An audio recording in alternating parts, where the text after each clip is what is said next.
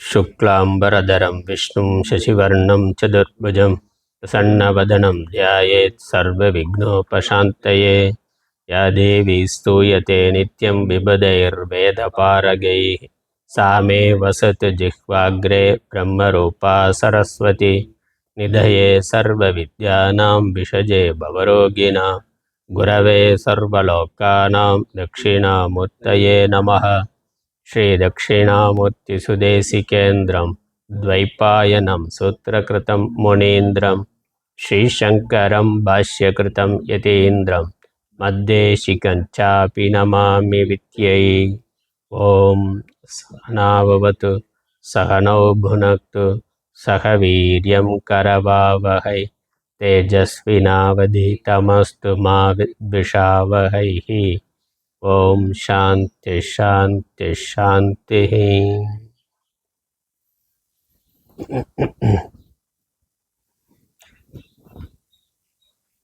ஞான வாசிஷ்டம்.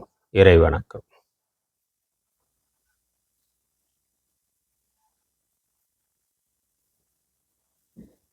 யத சர்வாணி பூதானி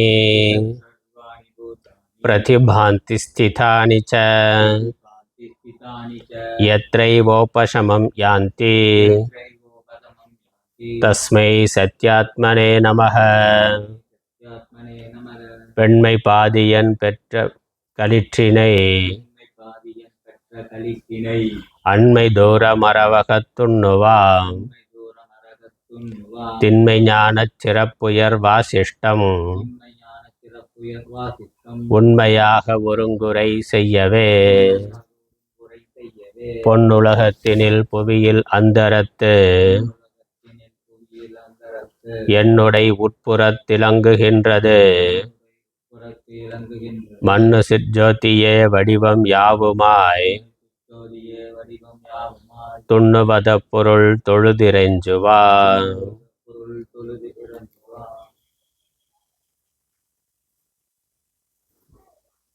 ஞான வாசிஷ்டம். ஆறாவது நிர்வாண பிரகரணம். ஐந்தாவது அர்ஜுனன் கதை. பாடல்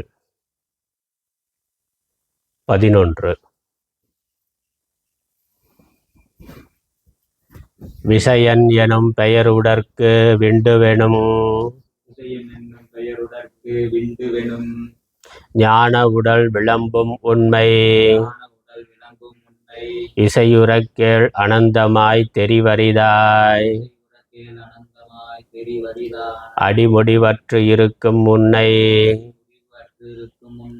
அசைவரப்பார் அர்ஜுனா அறிவுருவம்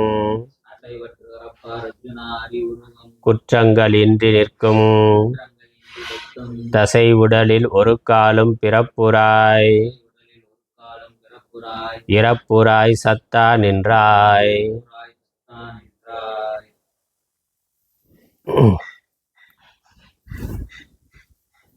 ஒரே பரம்பொருளே உலகமாய் தோன்றிக் கொண்டிருக்கின்றது. அதற்கு அந்நியமாக வேறொன்றும் இல்லை என்ற பரமார்த்த தத்துவமானது சென்ற 2 கதைகளில் கூறப்பட்டது. அவ்வாறு பாரமார்த்திக சத்தியம் பாரமார்த்திக உண்மை இருந்தாலும் ஜீவனுடைய அனாதி அஞ்ஞானத்தினால் பிறப்பானது ஏற்பட்டிருக்கின்றது. ஜீவன் என்றும் உடலை அடைந்திருக்கின்றது. அவ்வாறு உடலில் இருக்கின்ற பொழுது அதன் மேல் அபிமானம் கொண்டு உலக விபகாரங்களை செய்து அதனால் புண்ணிய பாபத்தை அடைந்து மீண்டும் மீண்டும் உடலை எடுக்கின்றது. ஆத்மா ஜீவரூபமாக உடலை எடுத்துக்கொண்டு அநேகமாக இருக்கின்றது. பிறகு ஈஸ்வரனுடைய அனுகிரகத்தினாலும் குருவினுடைய அனுகிரகத்தினாலும் சாஸ்திரத்தினுடைய அனுகிரகத்தினாலும் பாரமார்த்திக உண்மை ஆத்மா பிறப்பது இல்லை, இறப்பது இல்லை. அது மாயையினால் செய்கின்ற லீலை இவ்வுலகம். என்பதை புரிந்து கொண்ட பிறகும் பிராரப்தம் இருக்கின்ற வரை உடலானது இருக்கின்றது, உலக விவகாரங்கள் இருக்கின்றன. ஆத்ம ஞானத்திற்கு பிறகு உலக விவகாரங்களை எவ்வாறு செய்ய இயலும், எந்த மனநிலையோடு செய்ய வேண்டும் அல்லது எவ்வாறு செய்ய வேண்டும் என்பதை விளக்குவதற்காக அர்ஜுனன் கதையை சொல்லத் தொடங்கி இருக்கின்றார் வசிஷ்ட முனிவர் ஸ்ரீராமருக்கு. பாரமார்த்திக தத்துவம் புரிந்த பிறகும் விவகார சத்தியம் என்று இருக்கின்றது, விவகார உலகம் இருக்குது, பிராரப்தம் இருக்க வரைக்கும் உலக விவகாரங்கள் இருக்கும். இந்த ஞானத்தோடு எவ்வாறு உலக விவகாரங்களை செய்வது, இதுதான் விஷயம். பகவத்கீதை முழுக்க பகவான் அதான் சொல்கிறார். ஞானம் இல்லை என்றால் ஞானத்தை பெறுவதற்காக அதற்கான சித்த சுத்தி முதலான அடிப்படை தகுதிகளை பெறுவதற்காக கர்மயோகமாக உலக விவகாரங்களை செய்வாயாக. பிறகு ஞானம் இருந்தாலும் உலக நன்மையின் பொருட்டு நீ உலக விவகாரங்களை செய்வாயாக. பகவத்கீதை முழுக்க பகவான் சொல்வது, எப்படியேனும் ஒருவன் உலக விவகாரங்களை செய்ய வேண்டும், ஞானத்திற்காக அல்லது ஞானத்தினால். ஞானத்திற்காக என்றால் தன்னுடைய மேன்மைக்காக, தன்னுடைய ஆத்ம சாதனையினுடைய ஒரு அங்கமாக பகுதியாக உலக வாழ்க்கையை எடுத்துக்கொண்டு நடத்த வேண்டும். அந்த நோக்கோடு மோட்சத்தை லட்சியமாக கொண்டு உலக விவகாரங்களை செய்ய வேண்டும்.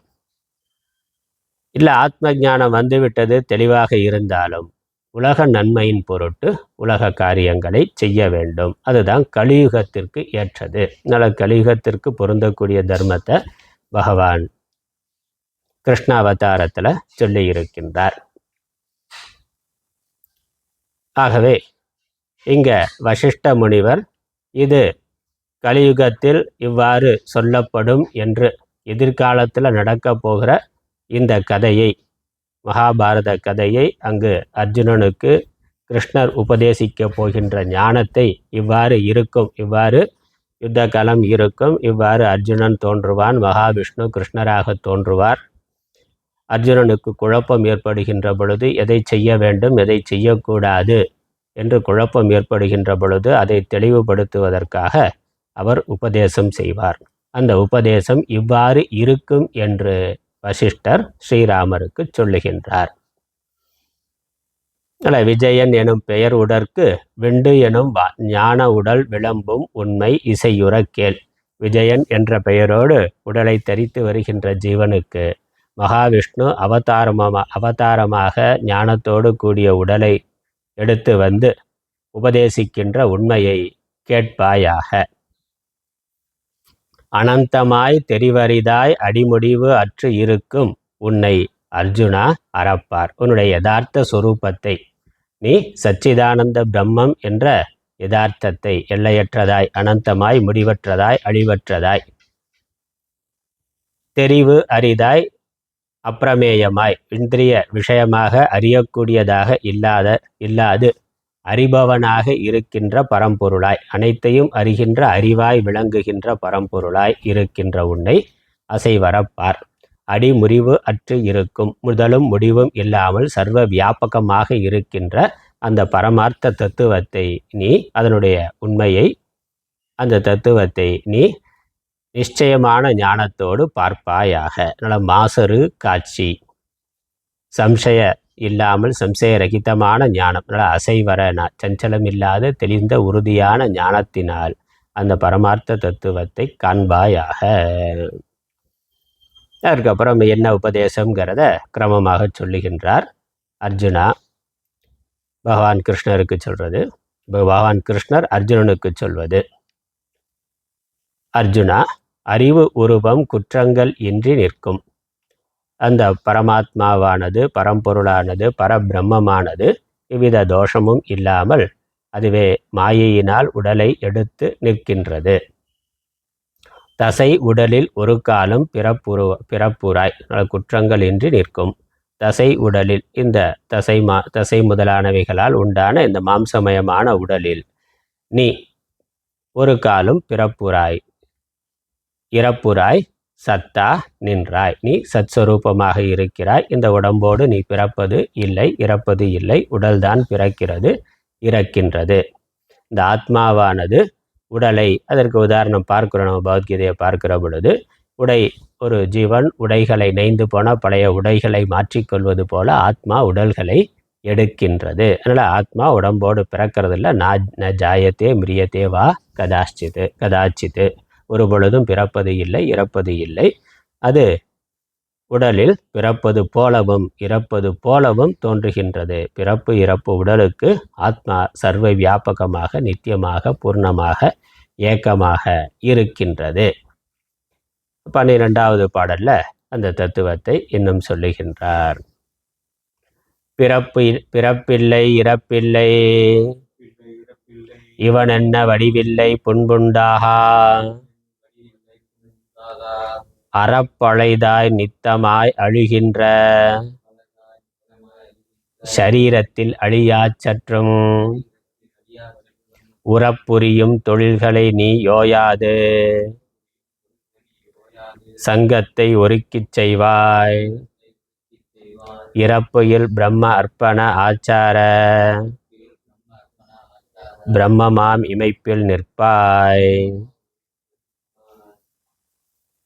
பிறப்பு இல்லை இறப்பு இல்லை, இவன் என்ன வடிவு இல்லை புண்பு உண்டாகா.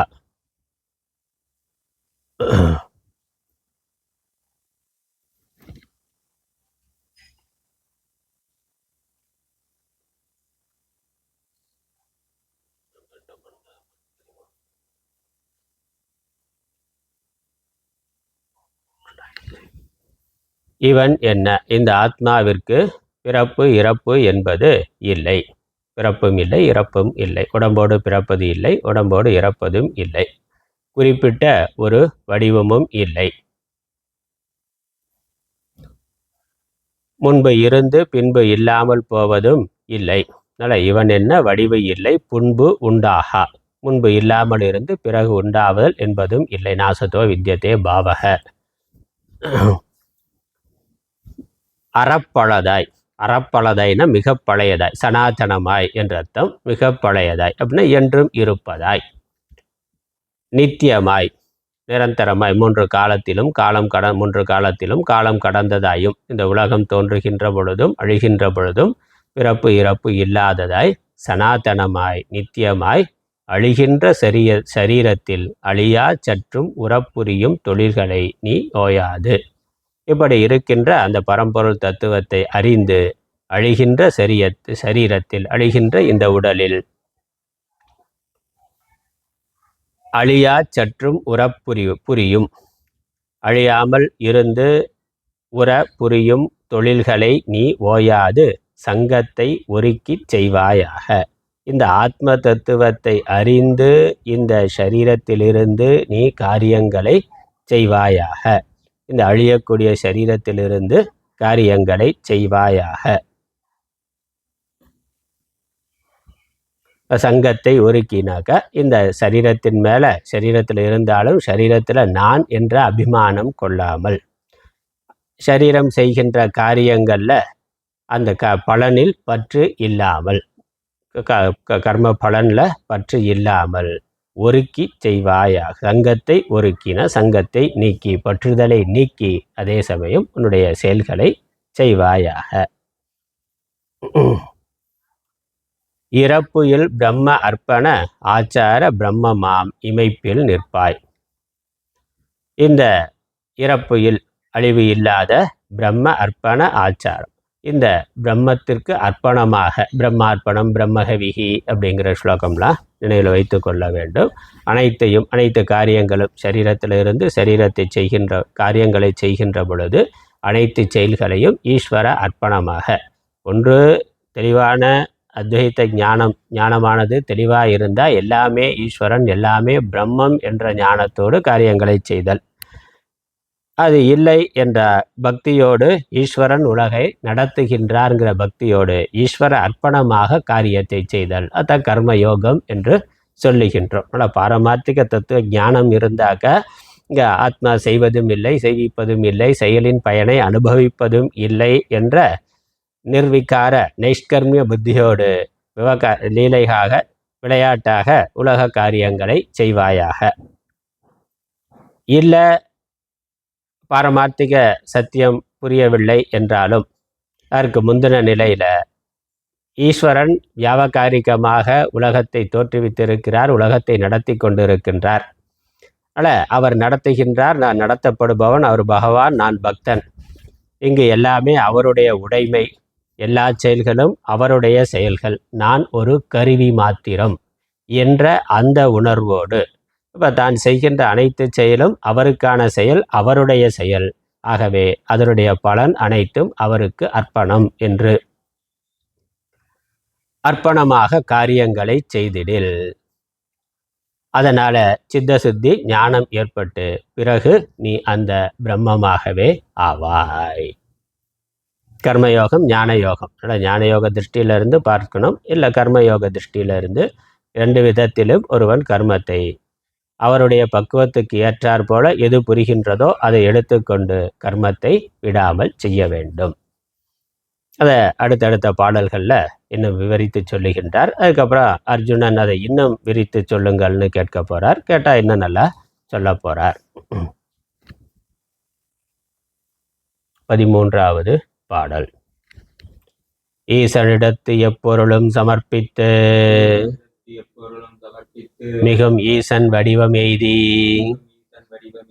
பாசமுறு உயிர்க்கெல்லாம் ஈசனாய் சங்கற்பற்று மாய்த்து ஈசனாய் சங்கற்பற்று மாய்த்து நீ சமனாய் சாந்த மனத்தினாகி முனியாய் சந்நியாசியாகி இயேசு அரு யோகியும் ஞானவானுமாய் முக்தியினை எய்துக என்ன.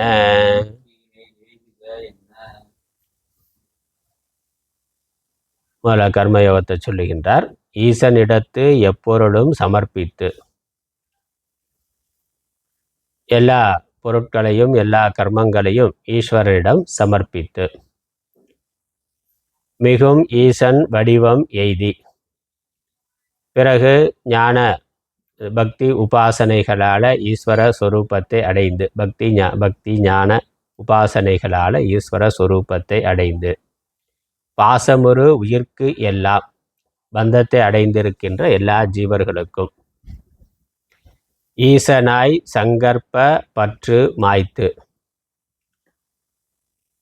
ஈசனாகி ஈஸ்வரனாக இருந்து, சங்கற்ப பற்று மாய்த்து, ஈஸ்வரனாக இருந்தினாக எல்லாவற்றிற்கும் வேறாக ஈஸ்வரனாக ஆத்மா பிரம்மம் இருக்கின்றது என்பதை புரிந்து, இதை நடத்துவதாக பிரம்மம் நிர்குண பிரம்மம் இருக்கின்றது என்பதை புரிந்து, சங்கற்ப பற்று மாய்த்து நான் செய்கிறேன்கிற என்ற எண்ணத்தை விட்டு, நீ சமனாய் இந்த தத்துவ ஞானம் சமர்ப்பண புத்தி சங்கல்ப விகல்பங்களை விட்டுவிடுதல் இவைகளால் நான் செய்கிறேன்கிற எண்ணம், இந்த செயலினுடைய பலன் எனக்கு வேண்டும்ங்கிற எண்ணம், இவற்றை விடுத்து ஈஸ்வரன் தான் அனைத்துமாக இருந்து அனைத்தையும் நடத்தி கொண்டிருக்கிறார் என்று புரிந்து அனைத்தையும் அவரிடம் சமர்ப்பித்து, அதனால் மன சாந்தியை அடைந்து, சித்தியோ சமபூத்வ சமத்துவம் யோக உச்சியதே,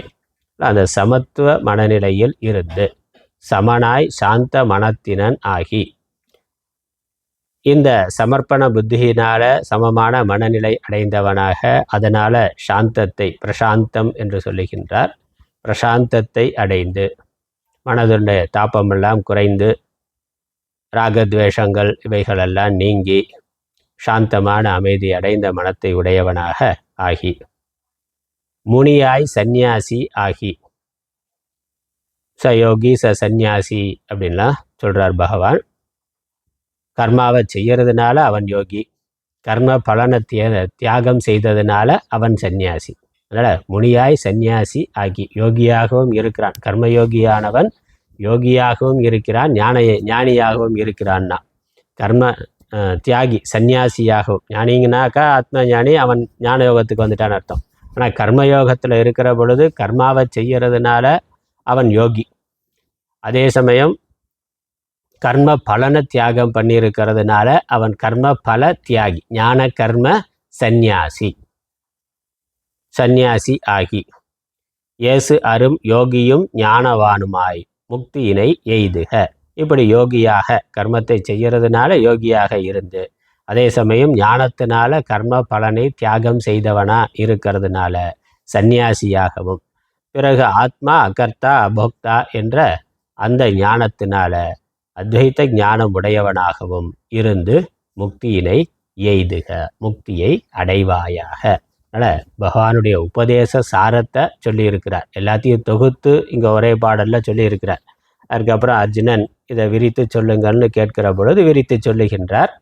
அதனால் இங்கே சுருக்கமாக கர்மயோகம், பக்தி யோகம், ஞான யோகம் எல்லாவற்றையும் சேர்த்து இங்கே சொல்லியிருக்கிறார். முதல்ல கர்மயோகத்தை பண்ணுகிறான், அதுக்கப்புறம் தியானம் முதலான சாதனைகளை செய்கின்றான். அதுக்கப்புறம் சித்த சுத்தி வந்த பிறகு வேதாந்த சாஸ்திர சிரவணம் செய்து ஞானத்தை அடைந்து முக்தியை அடைகின்றான். அப்படி நீ கிரமமாக ஒன்றொன்றாக உன்னுடைய கர்மத்தை செய்து, அதே சமயம் கர்ம பலனில் இருக்கக்கூடிய பற்றை விடுத்து ஈஸ்வர அர்ப்பணமாக செய்து, பிறகு குருவை அணுகி சாஸ்திர சிரவணம் செய்து ஞானத்தை அடைந்து முக்தியை அடைவாயாக. இதெல்லாம் 4வது 5வது அத்தியாயங்களில் எல்லாம் விரிவாக பார்க்கின்றோம். இங்கே சுருக்கமாக சாரத்தை சொல்லி இருக்கின்றார். இந்த பாட்டில், அடுத்த பாட்டில் 14வது பாடலில் அர்ஜுனன் இதை விரித்து இதை அர்ஜுனனுக்கு உபதேசம் பண்ணதை விரித்து சொல்லுங்கள். என்ன உபதேசம் பண்ண போகிறார்னா, அதனால் செய்தார் என்பதை விட செய்ய போகிறார் என்பதை விரிவாக சொல்லுங்கள்னு கேட்கிற பொழுது வசிஷ்டர் இன்னும் விரிவாக சொல்ல போகின்றார். அடுத்த பாடல் 14வது பாடல். சங்கம் மறுத்திடல் பிரம்மர்ப்பணம் ஈஸ்வர அர்ப்பணமே சந்நியாசம் பங்கமறு ஞானமே யோகமே எனும் இவற்றின் பகிர்ச்சியாதோ செங்கன் முகிலே என்ற விசயனுக்கு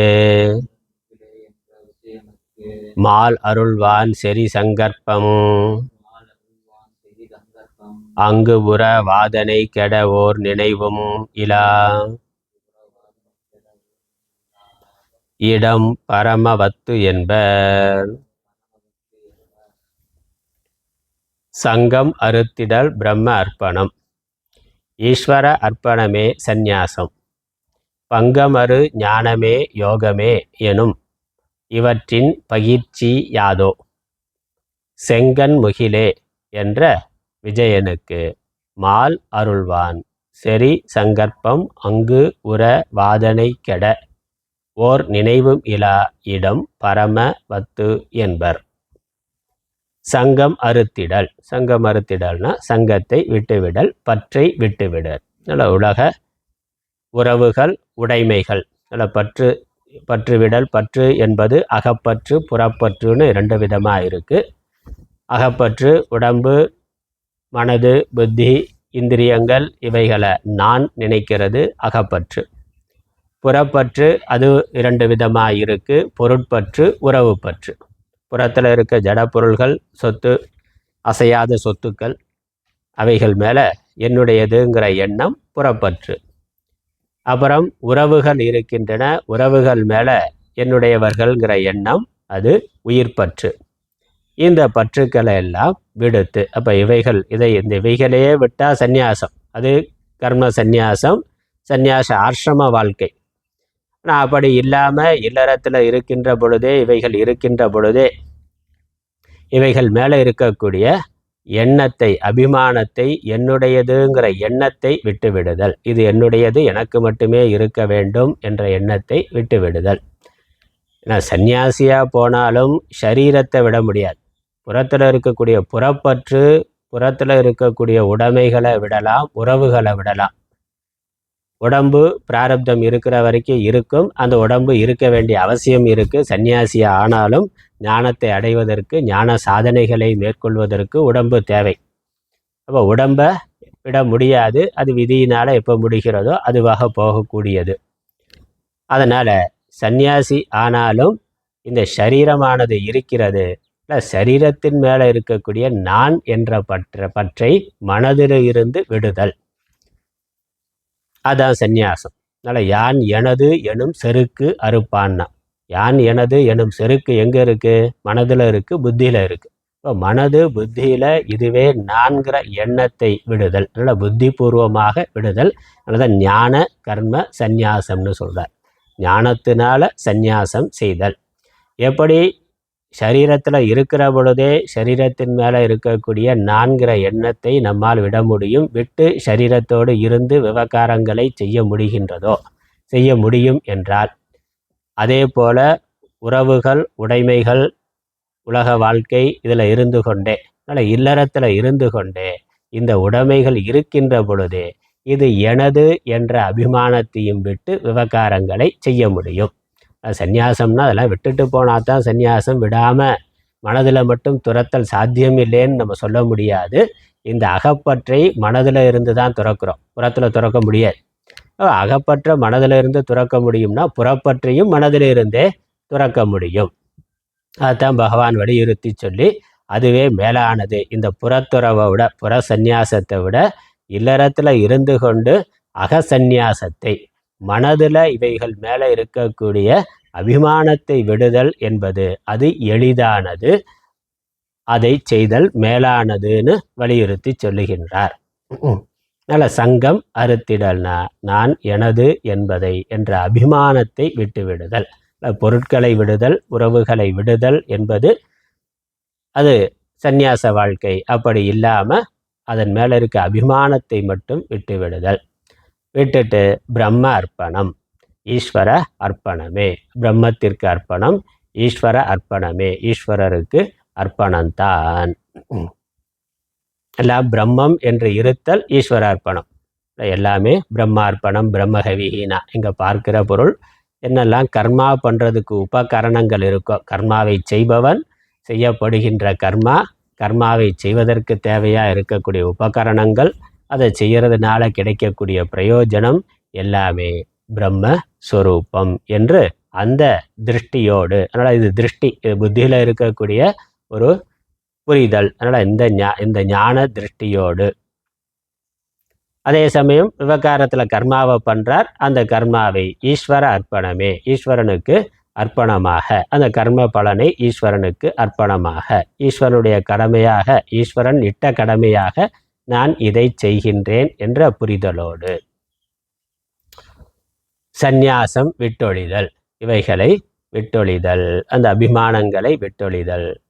பங்கமறு ஞானமே யோகமே, அதுதான் ஞானம், அதுதான் யோகம்னா.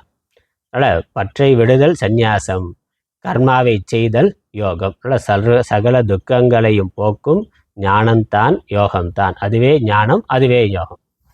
அதுதான் ஞானம், அதுதான் யோகம். எது ஞானம்? பற்றை விடுதல் ஞானம், எல்லாம் ஈஸ்வர சுரூபம் என்று அறிதல் ஞானம். அப்புறம் கர்மாவை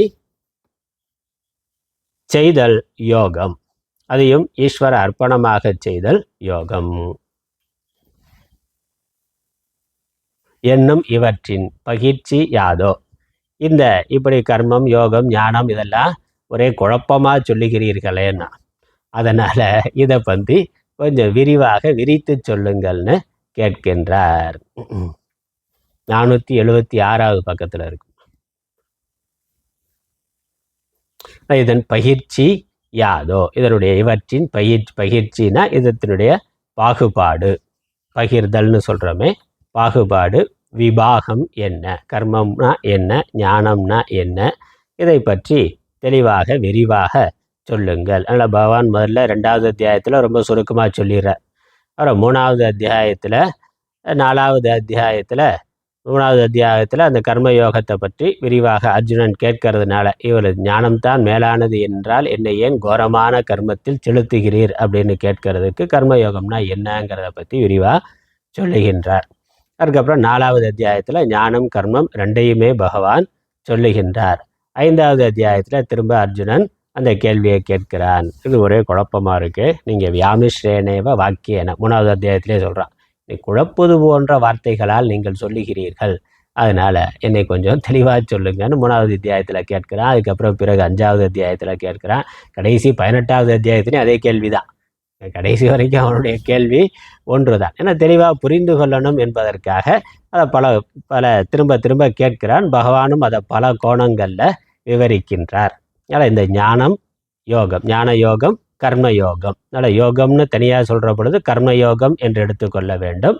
ஞானம்னு சொல்கிற பொழுது ஞான யோகம். அதனால் ஞானமே யோகமேனா ஞான யோகமே கர்மயோகமே, ஞானமும் கர்மமும் இதுதான் என்று ரொம்ப சுருக்கமாக சொன்னதுனால இவற்றின் பகிர்ச்சி யாதோ, இவற்றின் பாகுபாடு என்னவோ என்று செங்கண் முகிலே என்ற செங்கண் சிவந்த கண்களை உடைய கரு நிற வர்ணத்தை உடைய கிருஷ்ணரே பகவானே.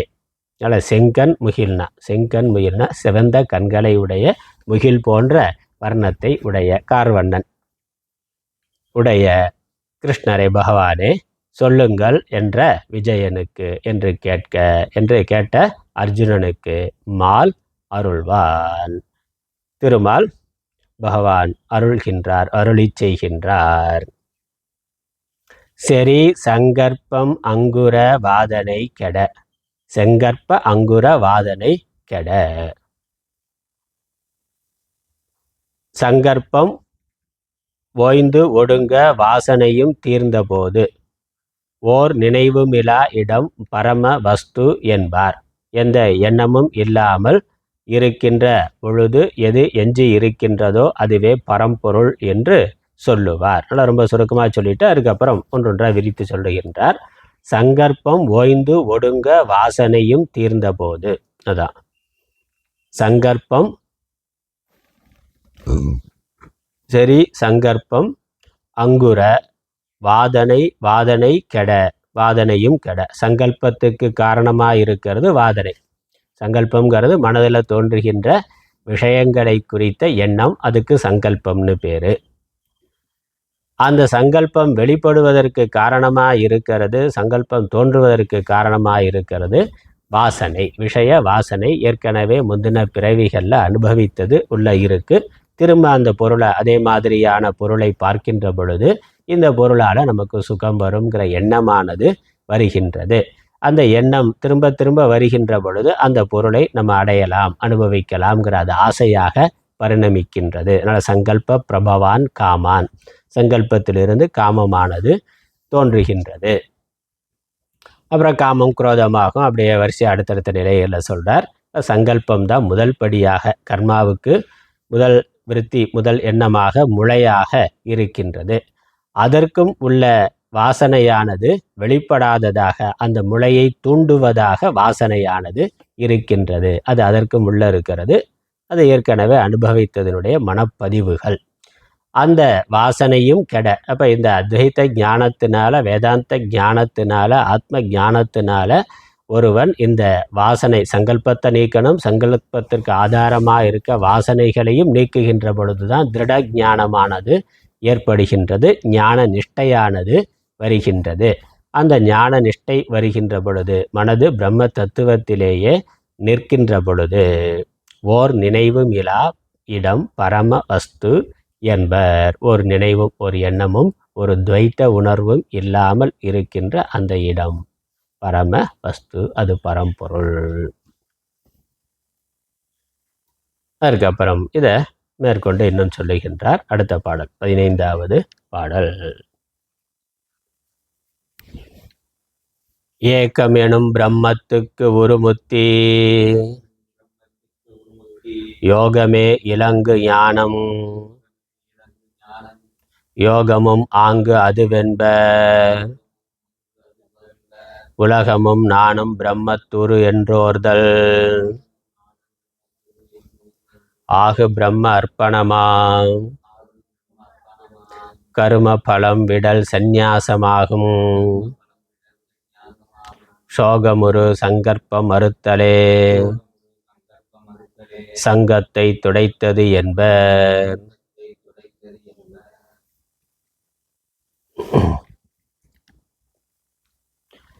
ஏகமெனும் பிரம்மத்துக்கு ஒரு முத்தி யோகமே இலங்கு ஞானம். ஏகம் எனும் பிரம்மம், ஒன்றாகிய பிரம்மத்தை அடையச் செய்யும் முயற்சி, அதுதான் ஞானம். முக்தி யோகமே இலங்கு ஞானம், ஞான யோகமே முக்தி இலங்கும். ஒன்றாகிய பிரம்மத்தை அடையச் செய்கின்ற அந்த ஞான யோகம், அந்த ஞான யோகத்தினால முக்தியானது விளங்கும்.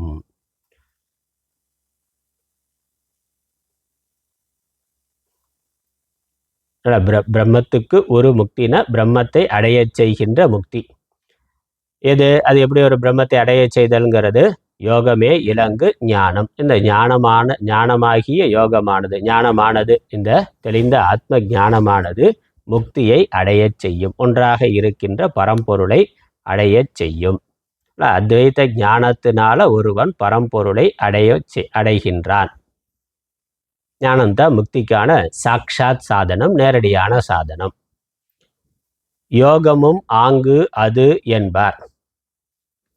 யோகமும் அதுதான் என்று சொல்லுவார். ஆனால் அந்த ஞானம் யோகம் இரண்டும் வேறு வேறு இல்லை, இரண்டும் ஒன்றுதான் என்று பகவத்கீதையில் சொல்கிறார். 5வது அத்தியாயத்தில் அதை பார்க்கிறோம். சந்நியாச யோகத்தில் பகவான் ஞானமும் யோகமும் ஒன்று. அந்த ஞானம் யோகம்ங்கிற வார்த்தையை அங்கே சொல்கிற பொழுது ஞானம்ங்கிறத சாங்கியம்ங்கிற வார்த்தையில் சொல்கிறார். யோகம்ங்கிற வார்த்தையிலே சொல்கிறார். சாங்கியம்னு சொல்கிற பொழுது அங்கே துறவு வாழ்க்கையை சொல்லுகின்றார்.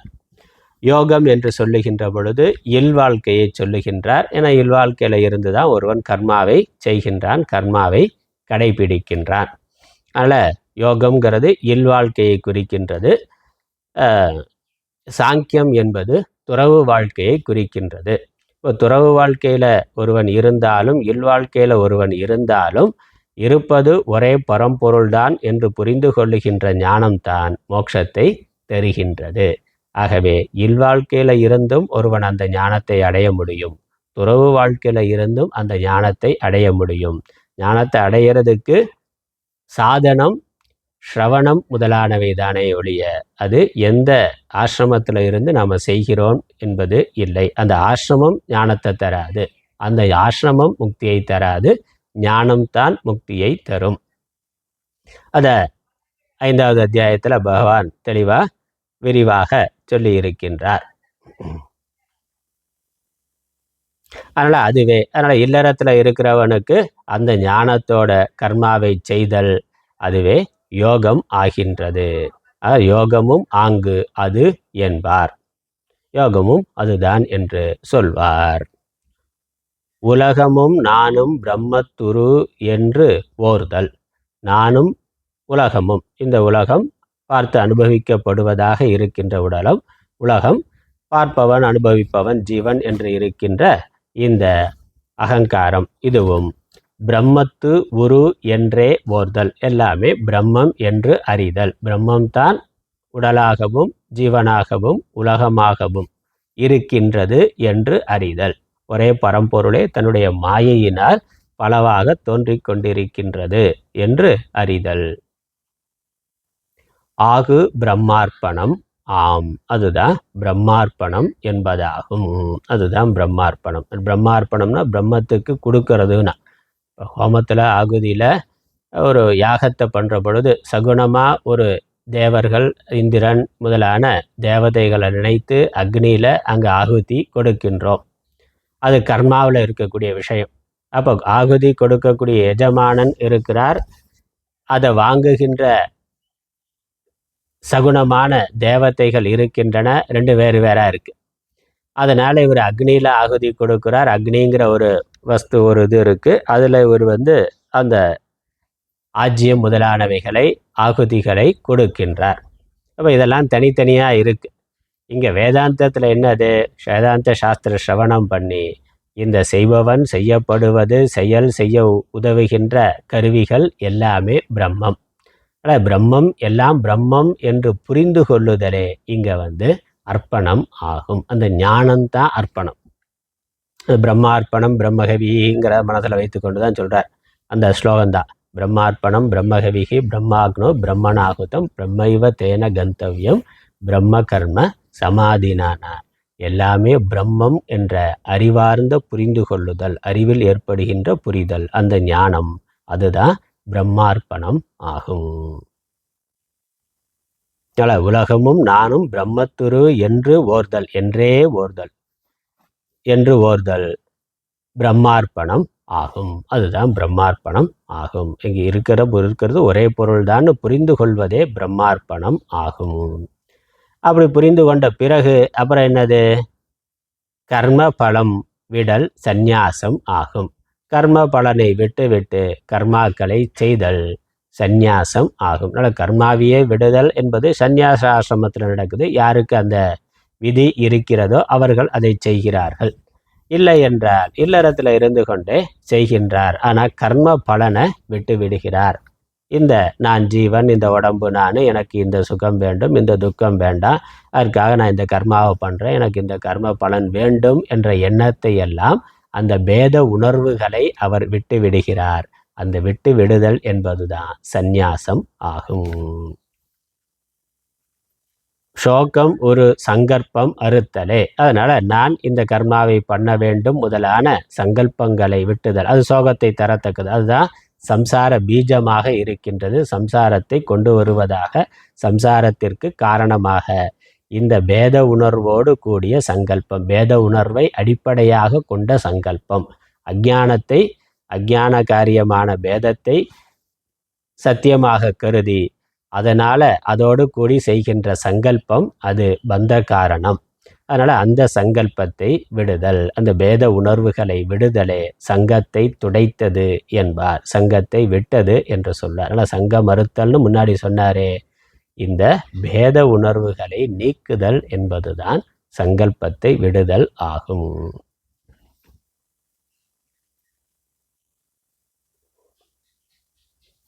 அடுத்த பாடல். எண்ணம் அனைத்தினும் ஈசன் ஒருவனே என்று இருமை எண்ணம் தீர்தல்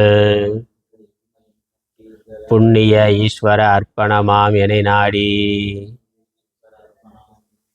எனக்கன்பாய் பூசித்து என்னை நன்னி எனை தொழுதென்னை துதித்தாயே நான் எனும் நின் சொரூப ஜோதி உள் நிறையும் பரமம் சாமான்யம் என்று இரண்டு வடிவு உண்டு எனக்கே.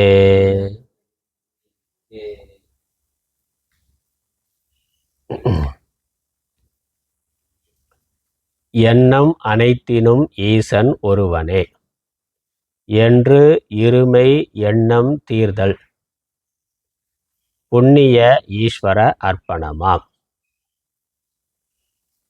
எண்ணம் அனைத்தினும் ஈசம் ஒருவனே. எல்லாமே, எல்லா வஸ்துக்களும் எல்லா எண்ணங்களிலும் இறைவனே இருக்கின்றார். அனைத்து மனன்யாஸ் சிந்தையன் தோமாம் ஏ ஜனாஃப் பர்யுபாசத்தே. எல்லாம் இறைவனே என்று, ஆத்மாவுக்கு அந்நியமாக ஒன்றும் இல்லை, இறைவனுக்கு அந்நியமாக ஒன்றும் இல்லை, எல்லாம் இறைவனே என்று இருமை எண்ணம் தீர்தல், அந்த துவைத்த பேத உணர்வுகளை நீக்குதல். இது வேறு, அது வேறு, நான் வேறு என்று மாயையினால் கற்பிக்கப்பட்ட தோற்றங்களை குறித்த எண்ணம், அவைகள் சத்தியம் என்று கருதி இருக்கின்ற எண்ணத்தை விடுதல். அதனால் அதுக்கப்புறம் இருக்கலாம், தெரியலாம், விவகாரத்தில் நான் இது என்று பயன்படுத்தி கொண்டிருக்கலாம். ஆனால் அந்த பேதம் பரம சத்தியம் என்று நினைத்தல், அதுதான் சம்சாரத்தை உண்டு பண்ணுகின்றது. அந்த பேத உணர்வு, அந்த சத்தியத்துவம் இல்லாமலே நம்ம விவகாரத்தை செய்ய முடியும். கனவுல அப்படித்தான் செய்கின்றோம். அல்லது ஒரு குழந்தையோட ஒரு விளையாட்டு விளையாடுற பொழுது அது வெறும் விளையாட்டு என்று கருதி நம்ம செய்கின்றோம். அந்த குழந்தை கொடுக்குற அளவுக்கு சத்தியத்துவம் நம்ம குழந்தையோட விளையாடுற பொழுது கொடுக்கறது இல்லை. அது பொம்மைகளை வைத்து கொண்டு அந்த பொம்மை உண்மை என்று கருதி விளையாடுகிறது. அந்த விளையாட்டோட அந்த குழந்தையோட சேர்ந்து நாமும் விளையாடுற பொழுது நாமளும் பொம்மையோடு சேர்ந்து விளையாடலாம். ஆனால் அது பொம்மைங்கிற ஞானமானது நமக்கு இருக்கின்றது. அப்போ அந்த பேதம் இருந்தாலும், நான் விளையாடுபவன் விளையாடப்படுவதுங்கிற வேற்றுமை இருந்தாலும் அந்த வேற்றுமை உண்மை இல்லை. ஒரு பொருள் நான் தான் உண்மை அறியப்படுவதாய் அந்த விளையாட்டு பொருளாக இருக்கக்கூடிய பொம்மை தான், அது ஒரு ஜடப்பொருள். நான் சேதனன், அது ஜடப்பொருள். குழந்தைக்கு அது தெரியாது, அது அதையும் உண்மையாக கருதுகிறது. பெரியவர்கள் என்ன, விவேகம் என்ன, அது ஜடப்பொருள், நான் சேதனன், நான் அதை பயன்படுத்தி கொண்டிருக்கின்றேன், தற்காலிகமாக அதை வைத்து விளையாடி கொண்டிருக்கின்றேன். அதனுடைய இருப்பு இன்மை, அதனால் எனக்கு எவ்விதமான லாபமோ நஷ்டமோ இல்லை. அந்த பொம்மை உடஞ்சி போகிறதுனால எனக்கு என்ன, ஒன்றும் இல்லை. புதுசாக ஒரு பொம்மை வாங்கினா அதனால் என்ன, அதனாலேயும் ஒன்றும் இல்லை.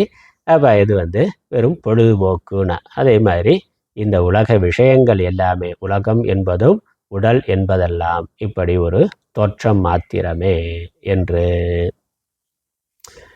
எண்ணுதல். அதனால் அது என்று இருமை தீர்தல் என்ற எண்ணம் தீர்தல். ஆனால் இதற்கு கொடுத்திருக்கக்கூடிய அந்த சத்தியத்துவ புத்தியை நீக்குதல் ஈஸ்வர அர்ப்பணமாம். எனை நாடி எனக்கு அன்பாய், இந்த ஞானம், இந்த எனை நாடிங்கிற பொழுது ஆத்மாவை நாடி, இப்படி இந்த உலகத்தினுடைய ஆத்ம அனாத்ம விவேகத்தை அடைந்து அனாத்மாக்களை விலக்கி ஆத்மாவிடத்தில் மனதை நிறுத்துதல், எனையே தியானித்து எனக்கே பக்தி செய்து, மத் கர்ம கிருண் மத் பரமக மத் பக்த சங்கவர்ஜிதக அந்த ஸ்லோகமெல்லாம் இருக்கு. என்னையே அடைந்து என்னை தொழுது, என்னையே நமஸ்கரித்து, என்னை துதித்தாயேல், என்னையே போற்றிக்கொண்டு இருப்பாய் என்றால், நான் எனும் நின் சொரூப ஜோதி, அகம் என்று என்னும் உனது வடிவ ஒளிவான், உன்னுடைய யதார்த்த ஆத்மாவானது, உன்னுடைய யதார்த்த சொரூபமான ஆத்ம ஜோதியானது, ஜோதி வடிவமான ஆத்மாவானது உள் நிறையும், உள்ளே பூரணமாகும். இந்த மனதில் அந்த ஆத்ம தத்துவமானது தெள்ளத் தெளிவாக விளங்கும். பரமம் சாமான்யம் என்று இரண்டு வடிவு உண்டு. அசாதாரணம் சாதாரணம் என்பதாக இரண்டு ரூபங்கள் உள்ளனவாம். எனக்கே, வாசுதேவனாகிய எனக்கே. சாமான்யம்னா எங்கும் சமமாக வியாபித்திருக்கின்ற ஆத்மா, நல்ல சமானமாக இருக்கிறதுனால சாமான்யம்னு பேர். எது எல்லா இடங்களிலும் எங்கும் சமமாக இருக்கோ அதான் சாமான்யம்னு சொல்கிறோம். பொதுவாக இருக்கிறதுக்கு சாமான்யம்னு பேர். இப்போ சமமாக பரவலாக இருத்தல் என்ற அர்த்தம். இப்போ எங்கும் பரவலாக சமானமாக இருக்கிறது பிரம்ம தத்துவம். அப்புறம் பரமம்னாக்க அது விசேஷம், விசேஷங்கிறது அசாதாரணம், அது ஒரு குறிப்பிட்ட நாமரூபத்தை எடுத்துக்கொண்டு தோன்றுகின்ற ஒரு வடிவம், அது விசேஷம். அப்படி அது மகாவிஷ்ணுங்கிற பொழுது பிரம்மமாக இருக்கிற பொழுது சமானமாக இருக்கிறார். அவரே மகாவிஷ்ணு அப்படின்னு சொல்கிற போது ஸ்திதி கர்த்தா அப்படின்னும் அல்லது சிருஷ்டிகர்த்தா எப்படி வேணாலும் நம்ம பல அந்த மாயையோடு கூடிய ஒரு ரூபம். அதுக்கப்புறம் அவர் ஈஸ்வரன்கிறதவராக இருக்கிறார். அப்புறம் ராம அவதாரம், கிருஷ்ண அவதாரம்னு பல அவதாரங்களை, விசேஷ ரூபங்களை எடுத்துக்கொண்டு வர்றார். அதனால் விசேஷங்கிறது மற்றவற்றிலிருந்து வேறுபடுத்தி காட்டுவது எதுவோ அதான் விசேஷம். அதான் பரமங்கிற வார்த்தையில் சொல்கிறார். ஆனால் பரமம் சாமான்யம் என்று இரண்டு வடிவு உண்டு எனக்கே. அப்போ எவ்வித வேறுபாடும் இல்லாமல் சமமாக இருக்கக்கூடிய வடிவம் பிரம்ம வடிவம். அப்புறம் விசேஷமாக இருக்கிறது மற்றவற்றிலிருந்து வேறுபடுத்தி ஒரு குறிப்பிட்ட நாமரூபத்தை கொண்டு வருகின்ற வடிவம், அதான் விசேஷம். இப்போ மாடு பசு அப்படின்னு சொன்னாக்க எல்லா பசுமாடும் ஒன்று தான். ஒரு மாட்டு பண்ணையில் அநேக பசுக்கள் இருக்கின்றன. பசுன்னு சொல்கிற பொழுது அங்கே இருக்கக்கூடிய சமானமாக பசுத்தன்மையை குறிக்கின்றது. அங்கே இருக்கக்கூடிய ஆடு மற்ற விலங்குகளை பிரித்து பசுங்கிற ஒரு இனத்தை மட்டும் குறிக்குது. அப்போ சமானமான பொது வார்த்தை, அது சாமானிய வார்த்தை. அதில் காராம் பசு அல்லது சிவப்பு பசு, வெள்ளை பசு, கருப்பு பசு அப்படின்னு ஒரு குறிப்பிட்டு சொன்னாக்கா அது என்னது விசேஷம். அந்த பசு இனத்தில் ஒரு பசுவை மட்டும் நம்ம குறிப்பிட்டு காராம் பசு அப்படின்னு சொல்கிறோம். அதனால் அது விசேஷம். மற்ற இதிலிருந்து பிரித்து மற்ற பசுக்கள் இல்லை, இந்த குறிப்பிட்ட ஒரு பசு மட்டும் என்று அடையாளப்படுத்துகிற பொழுது அதை விசேஷங்கிற வார்த்தை சொல்கிறோம். சிறப்பித்து கூறுதல். அப்படி பகவானுக்கு இரண்டு வடிவம், சாமான்யம் விசேஷம் என்று அது எனக்கு உண்டு. அதுதான் 10வது 11வது அத்தியாயங்கள் எல்லாம் பகவான் காமிக்கிறார். விபூதி என்று என்னெல்லாம் எனக்கு விசேஷங்கள் இருக்குது, விசேஷ வடிவங்களில் நான் எப்படியெல்லாம் இருக்கிறேன்னு 10, 11வது அத்தியாயங்களில் பகவான் காட்டுகின்றார். அதற்கு விளக்கம் கொடுக்குறார். அதனால் இந்த பாடலில் இருக்கிறது பரமம் சாமான்யம் என்று எனக்கு இரண்டு வடிவு உண்டு, எனக்கே இரண்டு வடிவு உண்டு. 17வது பாடல். சங்காளி பயில் கரத்தை முதலான அங்கம் சாமானியம் தான் மங்காமல் அடிமுடிவற்று ஒன்றாய வடிவு பரவடிவமாகும். இங்கான பிரம்மம் என பரமம் என இசைப்பதெல்லாம் இந்த ரூபம் சிங்காமல் இது தனை நீ தெளிவு அளவு 4 புயத்தேவை ஏத்து. இங்கே நான் சொன்னதுக்கு மாற்றி இருக்கு. நான் சொன்னது சமானம்னா சமானமாக இருக்கின்ற பிரம்ம வடிவம் என்றும் விசேஷமாக ஒரு ரூபத்தை எடுத்துக்கொண்டு இருக்கிறது விசேஷ வடிவம் என்று சொன்னேன். ஆனால் இங்கே அது அப்படியே மாறி என்ன இருக்குது? சங்கம் ஆழி பயில் கரத்தை முதலான அங்கம் சாமானியமாம். சாமானியம் தான்னா சமானம்னா எல்லா சாதாரண மனிதர்களால் பொதுவாக எடுத்துக்கொள்ளப்படுகின்ற ஒரு ஈஸ்வர ரூபம் சமானம்னு சொல்கிறேன். அதை எந்த கோணத்தில் பார்க்குறோம் அப்படிங்கிறது தான். நான் பண்டிதாக சமதர்ஷினக அப்படின்னு சொல்லி அங்கே சமதர்சனம்ங்கிற பொழுது சாமான்யமாக இருக்கக்கூடிய பிரம்மத்தை தான் சொல்கிறார் அங்கே இருக்கிறது. ஆனால் சாமான்யமாக நமக்கு கடவுள் அப்படின்னு நினைக்கிற பொழுது என்னென்ன சங்க சக்கர கதாதாரி அதான் நினைக்கிறோம். அதனால் அதை சாமானிய வடிவம்னு எடுத்துக்கொண்டு அதற்கு மேலே நாமரூபத்தோடு கூடியிருக்கக்கூடிய வடிவம் சாமானிய வடிவம். அதற்கடந்து அதிசூக்ஷ்மமாக இருக்கின்ற யோகிகள் ஞானிகளுக்கு மட்டுமே அறியப்படக்கூடிய அந்த நிர்குண பிரம்ம தத்துவம் அதை விசேஷம் என்றும் இங்கு சொல்லப்பட்டிருக்கின்றது. சங்கு ஆழி பயில் கரத்தை முதலான அங்கம் சாமானியம் தான். சங்கு சக்கரம் முதலியவை தரித்த கரத்தை அந்த கைகளில் இவைகள்லாம் வைத்திருக்கக்கூடிய உடைய திருமேனி அந்த பகவானுடைய அந்த திருமேனி சாமான்யமாகும். இது பொதுவானதாகும். எல்லோரும் புராண இதிகாசங்களில் கடவுள்னா இப்படித்தான் சொல்லி இருக்கு. அப்படித்தான் சாமான்யமாக எல்லோரும் அறிகிறார்கள். பொது ஜனங்களால் அறியப்படக்கூடியது பொதுவாக பேசப்படக்கூடிய இறைவன்னா இப்படித்தான் என்று. மங்காமல் அடி முடிவு அற்று ஒன்றாய வடிவு பர வடிவாகும். மங்காமல்னா அழிவில்லாமல் குறைவில்லாமல் குன்றாமல் ஆதி அந்தம் ஆதி முடிவு அற்று முதலும் முடிவும் இல்லாமல் தொடக்கம் இல்லாமல் சர்வ வியாபகமாக இருக்கின்ற ஒன்றேயான வடிவு பரம்பொருள். வடிவுனா உருவம் அப்படிங்கிற அர்த்தம்ல உருவம் கடந்த அந்த தன்மை அது சொரூபம்னு அர்த்தம். அதனால் வடிவுங்கிறதுக்கு இந்த இடத்துல சொரூபம்னு அர்த்தம். ஏன்னா வடிவமற்ற நிலை என்பதைத்தான் சொல்கிறோம். வடிவமற்ற வடிவம்னா அதனால் சொரூபம் என்பது ஒன்றாக இருக்கின்ற சொரூபம் முதலும் முடிவும் அற்று காலதேச வரையறை இல்லாமல் இருக்கின்ற சர்வ வியாபகமாக இருக்கின்ற அந்த சொரூபம் பரம வடிவம் ஆகும். மேலான உருவம் ஆகும். அதுதான் மேலான உருவம். ஆனால் இங்கே பரமங்கிறத விசேஷம் அப்படிங்கிற அர்த்தத்தில் சொல்லாமல் மேலானது பரம்பொருள் பரமாத்மான்னு சொல்கிறோமே அந்த அர்த்தத்தில் சொல்கிறார். அதனால் பரமங்கிறத விசேஷம்னு எடுத்துக்கொண்டா சாமானியம் என்பது சாமானியம்ங்கிறது சமமாக இருக்கின்ற தன்மை. விசேஷம் அப்படின்னு சொல்கிற பொழுது சிறப்பாக இருக்கின்ற தன்மை. அது வரைக்கும் அதாவது 9வது அத்தியாயம் வரைக்கும் பகவான் அந்த அர்த்தத்திலாம் சொல்லிட்டு வந்தார். 9வது அத்தியாயம் வரைக்கும் பிரம்மம் அது சமானம் என்றோ சொல்லிட்டு வந்தார். 10வது அத்தியாயத்தில் விபூதி யோகத்தை சொல்கிற பொழுது தான் இது இந்த அப்படியே மாற்றி இப்போ இந்த ஸ்லோகத்தில் இருக்கிற மாதிரி அதை மாற்றி இந்த சங்கு சக்கர கதாதாரியாக இருக்கிறது 10-11வது அத்தியாயங்களில் சொல்கிற பொழுது அதை மாற்றி சகுணமாக இருக்கிறத சாமானியம் என்றும் நிர்குணமாக இருக்கிறத பரம்பொருள் என்றும் பரமாத்ம தத்துவம் என்றும் சொல்லுகின்றார். இங்கான பிரம்மம் என பரமென இசைப்பதெல்லாம் இந்த ரூபம். இங்குனா இந்த இடத்துல இங்கே விவகரிப்பதான பிரம்மம் என பரமம் என கூறுவதெல்லாம் இந்த வடிவம். அதனால் இங்கே பிரம்மம் பரம்பொருள் என்று சொல்லுவது நான் என்று சொல்லுவது என பகவான் என்னிடமே சரணாகதி அடைவாயாக என்னையே சிந்திப்பாயாக அப்படின்னு சொல்கிற பொழுது அங்கே நான் சொல்கிறது பரம்பொருள் தத்துவம் பிரம்மம். சிங்காமல் இது தனே நீ தெளிது தெளிவளவு 4 புயத் தேவை ஏத்து. இந்த பரம்பொருள் தத்துவத்தை புரிந்து கொள்ளுகின்ற வரை, பரமாத்ம தத்துவத்தை புரிந்து கொள்ளுகின்ற வரை, அதை புரிந்து கொள்வதற்கு என்ன பண்ணணும்? சகுணமாக இருக்கக்கூடிய அந்த சாமானிய தத்துவத்தை, சாமானிய ரூபத்தை எடுத்துக்கொள்ள வேண்டும்.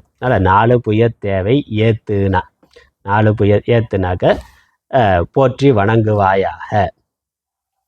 4 புயம், 4 சதுர்புஜத்தோடு இருக்கக்கூடிய மகாவிஷ்ணு ரூபத்தை நீ உபாசிப்பாயாக, உபாசிக்க வேண்டும். எது வரைக்கும்? இந்த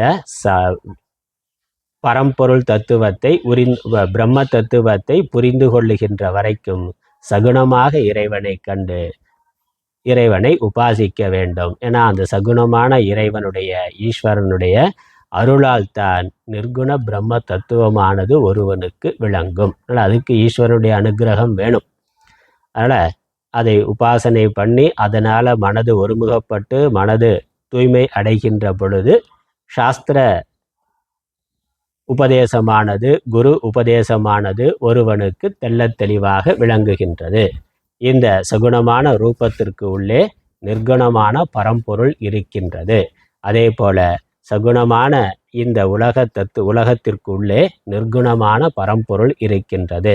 அதே போல இந்த சகுணமான உடலுக்கு உள்ளே நிர்குணமான பரமாத்மா இருக்கின்றார். இந்த ஜீவாத்மா பரமாத்மா என்ற அந்த தத்துவமானது அப்பொழுது விளங்கும். அதனால் ரெண்டுமே தேவை. அதனால் நம்மளுடைய ஹிந்து தர்மத்தில், சனாதன தர்மத்தில் ரெண்டும் சமமாக சொல்லப்பட்டு இருக்கு. உயர்ந்தது தாழ்ந்ததுங்கிறது இல்லை. சகுண ஈஸ்வர வழிபாடு என்பதும் நிர்குண பிரம்ம ஞானம் என்பதும் சமானமானது. சகுண ஈஸ்வர வழிபாட்டினால தான் ஒருவன் தகுதி அடைந்து அவருடைய அனுகிரகத்தினால தான் பிரம்ம தத்துவத்தை புரிந்து கொள்ளுகிறான்.